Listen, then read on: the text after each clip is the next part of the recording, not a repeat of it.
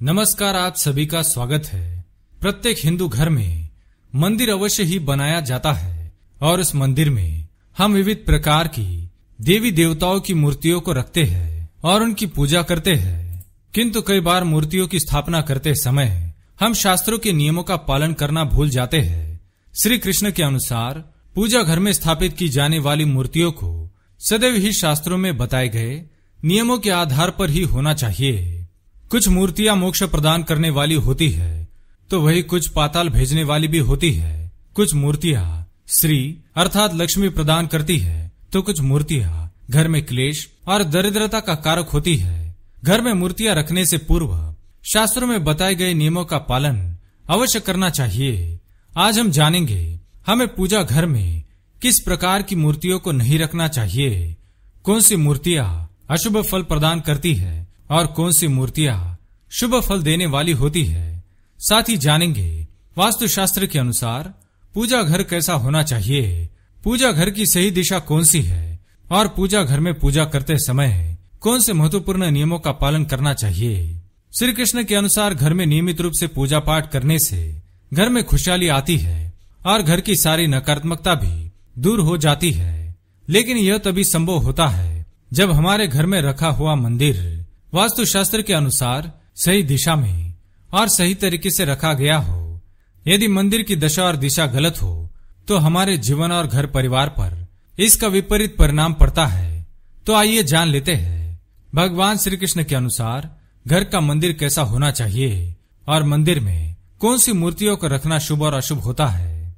पर उससे पहले अगर आपने अभी तक चैनल को सब्सक्राइब नहीं किया है तो इसे सब्सक्राइब जरूर करें, साथ ही वीडियो को लाइक करना न भूलें।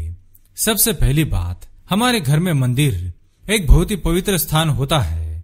प्राचीन काल में मंदिर के लिए घर में स्वतंत्र कमरा होता था, लेकिन आज के छोटे घरों में यह संभव नहीं है। लेकिन आप अपने घर में वास्तु के अनुसार छोटा सा मंदिर रख सकते हैं। इसके लिए ईशान्य दिशा सर्वोत्तम मानी जाती है, अर्थात पूर्व और उत्तर के मध्य की दिशा में छोटा सा मंदिर अवश्य रखना चाहिए।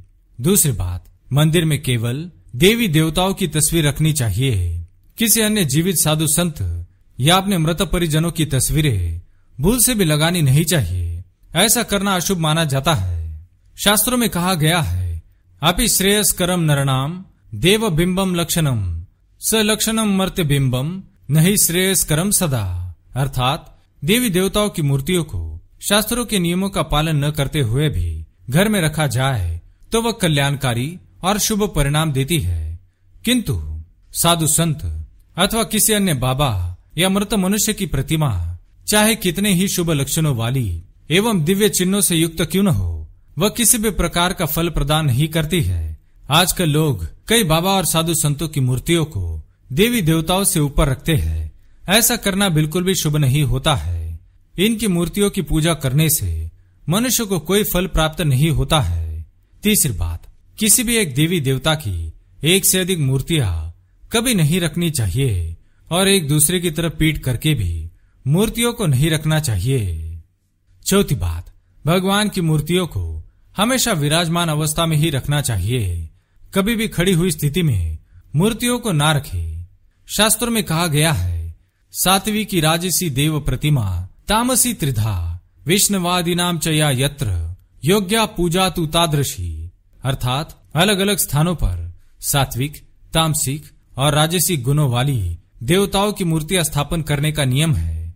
इन अलग अलग प्रकार की मूर्तियों के अलग अलग लक्षण एवं अलग अलग फल होते हैं, अतः इन्हें स्थापन करने से पहले उनके लक्षण अवश्य जानने चाहिए। योग मुद्रान्विता स्वस्था वराभय करान्विता देवेंद्रादि स्तुतनुता सात्विकी सा प्रकीर्तिता। जो मूर्ति योग मुद्रा वाली हो, वरदान तथा अभय दान देने वाले हाथों से युक्त हो, उसे सात्विक प्रतिमा कहा जाता है। ऐसी मूर्ति घर में रखना बहुत ही शुभ होता है। यह मूर्तियां घर का वातावरण शुभ और पवित्र बनाती है। ऐसी मूर्तियों की पूजा करने से घर में सुख शांति बनी रहती है। यदि घर में बार बार क्लेश होता है तो ऐसी मूर्तियों को पूजा घर में रखकर उनकी पूजा करनी चाहिए। तिष्ठन्ति वाहनस्था वा नाना भर भूषिता या शास्त्रास्त्र भयवर करासा राजसी स्मृता। दूसरी है राजस प्रतिमा। यदि कोई मूर्ति वाहन पर बैठी हुई हो और नाना प्रकार के आभूषणों से युक्त हो, जिसके हाथों में शस्त्र अस्त्र हो और अभयदान की मुद्रा में बनी हुई हो, तो उसे राजसी मूर्ति कहा जाता है। ऐसी मूर्तियों को पूजा घर में रखकर उनकी पूजा की जाए तो धन संपत्ति तथा ऐश्वर्य की प्राप्ति होती है और शत्रुओं से रक्षा होती है। शास्त्रास्त्रेर दैत्य हनि या राग्र रूप धरा सदा युद्धाभिनंदिनी सा तू तामसी प्रतिमोचते। तीसरी प्रकार की मूर्ति है तामसी। तामसी देवी देवताओं की मूर्तियों को घर में कभी रखना नहीं चाहिए।